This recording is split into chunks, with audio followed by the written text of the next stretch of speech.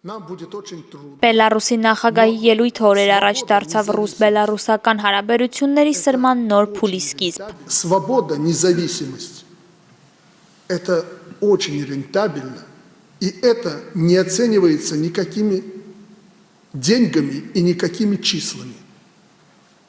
Это несопоставимо, если на одной чаше независимость, а на другой российская, иранская, азербайджанская или американская нефть, это несопоставимо.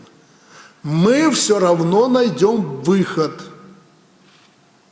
Этого в России, к сожалению, не понимают. Ալեքսանդր Լուկաշենկոն առաջին անգամ չէ նման կոնտեքստով մեղադրանքներ հնչեցնում Ռուսաստանին, ունենալով հստակ ակնկալիքներ։ Այն խնդիրները, որոնց հետ հանդիպում է Բելարուսյան, ստանում է համապատասխան արձագանքը Լուկաշենկոյի համապատասխան ելույթների մեջ, որոնք ուղղված են որոշ չափով ոչ այդքան Ռուսաստանի կամ ինտեգրման պրոյեկտի դեմ, ինչքան փորձը ճակերտավոր շանտաժի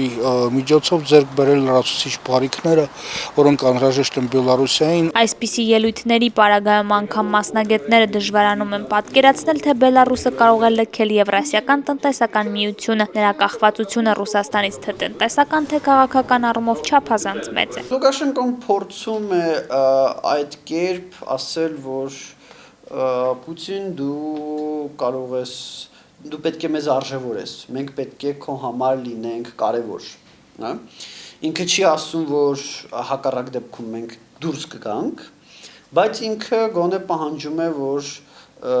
դու պետք է մեզ արժևորես, որովհետև դուրս գալը չէ, բայց ինչ որ խնդիրներ մենք քո համար կարող ենք ստեղծել։ Ռուսաստանից կախվածություն ունի ոչ միայն Բելարուսը, այլև Եվրասիական տնտեսական միության մյուս երկրները, սակայն Բելարուսի նման ոչ մեկ դեռ չի ընդվզել։ Ինչ է ասում Հայաստանի նախագահը ԵԱՏՄ-ի կամ ՀԱՊԿ-ի գագաթնաժողովներին, փակ դռների հետևում մի քիչ դժվար է իրականում պատկերացնել, կարելի է ենթադրություններ կառուցել, բայց ասել, որ բացահայտ դժգոհություն է արտահայտվում Ռուսաստանի նկատմամբ չեմ կարծում։ Ցավոք սրտի ես